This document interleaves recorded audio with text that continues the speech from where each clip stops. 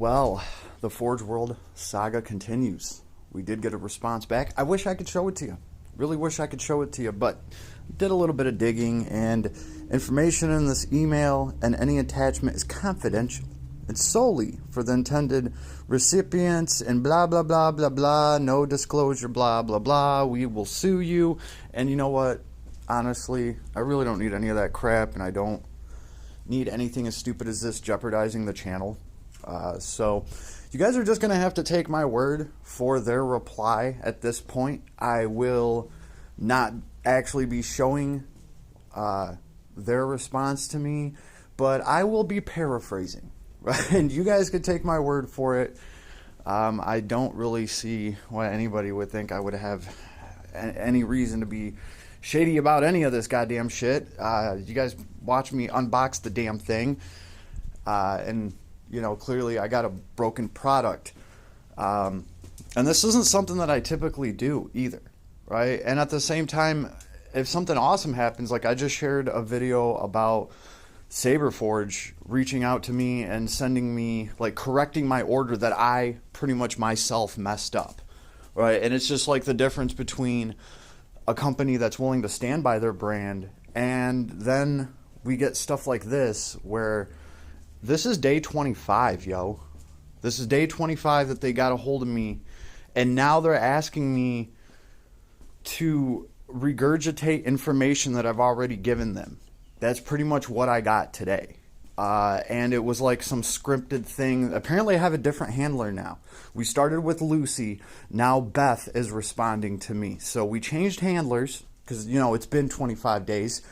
And, of course, they're asking for order number, blah, blah, blah number, what's it called? The Forge World Guide to Building Resin Kit Models with signature and date checked by blah, blah, blah. Because that's a stupid piece of paper that has their goddamn little stamp that says that somebody actually checked this before it went out the door. Except I kind of covered that, because if that was the case and this thing got broken in the box somehow, the part would still be in the box. And there's no part in the box. Like, it's broken off. So I don't know who or what does this little stamp, but they want this too. And the shady thing is, it's like, you guys waited a month. You guys waited a month. I get the corporate strategy here. Like, I went to school for some of this shit. And pretty much what you're doing by stretching this out for a month and then having people try to regurgitate information is you're waiting for for some of those customers that, I mean, maybe something hectic happened in their life. Maybe they were moving. And for whatever reason, a month later, a whole month later, they cannot regurgitate that piece of information for you.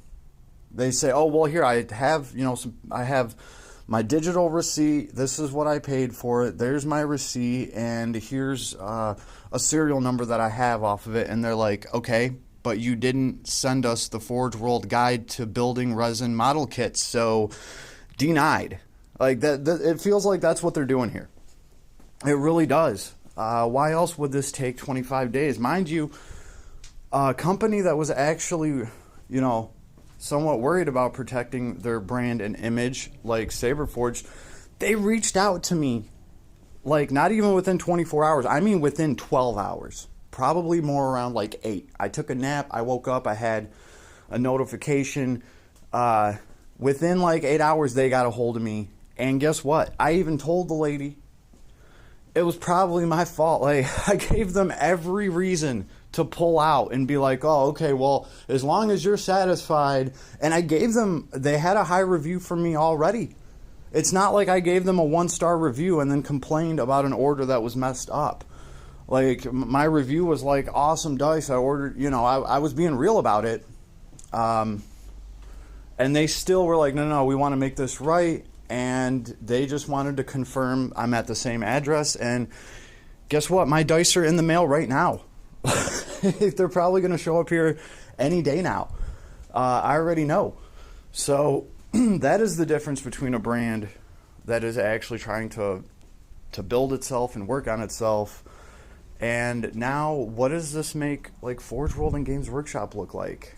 It kind of looks like, well, we're on a sinking ship, and, you know, keep taking money in, do everything you can to not give anything out. It seems like other companies are just outdoing Forge World in this department, like on the reels. And the problem is with that is, I'm sorry, but you're buying the Ferrari of models. That's what this is. This is what Forge World is. For those of you that don't know and just kind of don't understand why I might be kind of bitching about this in the first place, this is like the equivalent of buying a freaking Ferrari, okay?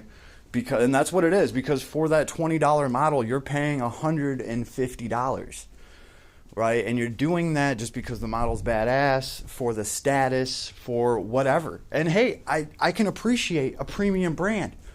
Okay, I really can. I can appreciate a premium brand. I can appreciate a collector's. I just spent like $80 on a model because it's 40 years old and nobody else is going to have it. And it looks badass. That's why I wanted it. So I got no problem greasing the wheels and paying extra for the things that I want and appreciating some of the finer things in life that I specifically want, even if I'm the only damn person that wants it. But you have to value customers like that. You can't just treat them like they're goddamn Walmart